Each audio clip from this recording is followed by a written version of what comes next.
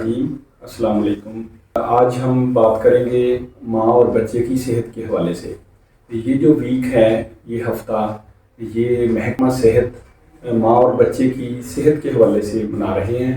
عام طور پر پاکستان میں محکمہ صحت سال میں کم از کم 2 دفعہ ماں اور بچے کی صحت کا ہفتہ مناتے ہیں، جس کے اندر خاص طور پر چھوٹے نوزائیدہ بچے اور مائیں جو ہیں ان کی صحت کے حوالے سے کام اور کچھ چیزیں جو ہیں ان کے اوپر توجہ دی جاتی ہے۔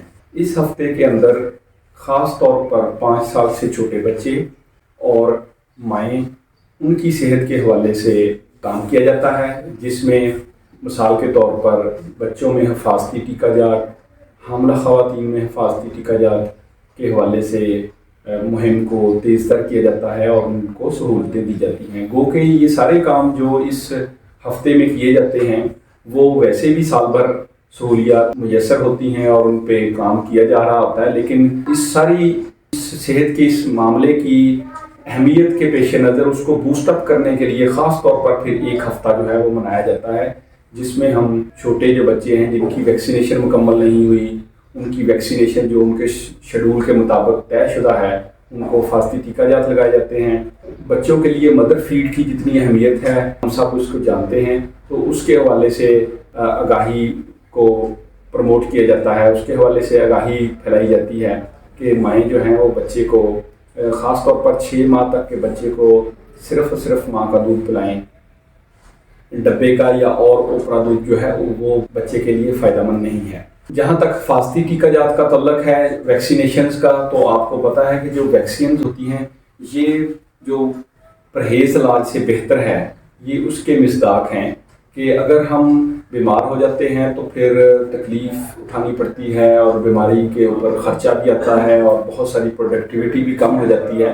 تو اگر ہم ویکسینیشنز کروا لیں، حفاظتی ٹیکہ جات لگواتے ہیں، تو پھر ہم ان بیماریوں سے بچ جاتے ہیں۔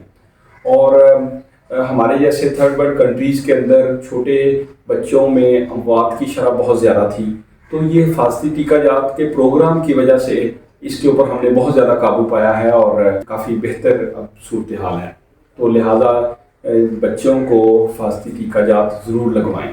اسی طریقے سے جو حاملہ خواتین ہیں ان کا معائنہ، اینٹی نیٹل کیئر اور ان کا چیک اپ بہت ضروری ہوتا ہے۔ تو اس میں ہم آگاہی پھیلاتے ہیں، محکمہ صحت جو ہے وہ اویئرنیس دیتا ہے کہ جو حاملہ خواتین ہیں وہ اپنا ریگولر چیک اپ کروائیں۔ اس میں ان کا الٹرا ساؤنڈ بھی شامل ہوتا ہے، ان کا جسمانی فزیکل ایگزام بھی شامل ہوتا ہے، اور اس کے علاوہ کچھ سرٹن ٹیسٹ ہو سکتے ہیں بلڈ اور یورین کے جو کروائے جاتے ہیں۔ بلڈ پریشر اور شوگر کے اوپر نظر رکھنا بہت ضروری ہوتا ہے۔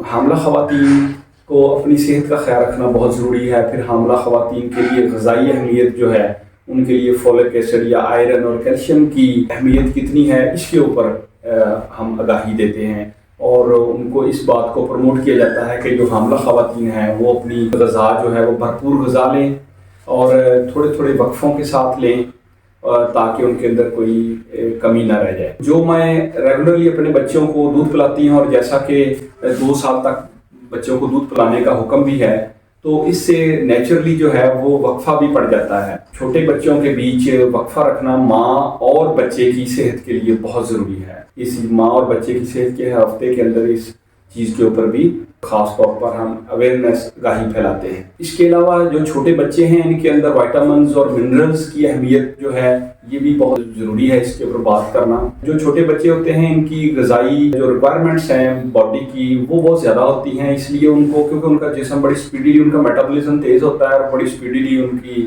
گروتھ ہو رہی ہوتی ہے۔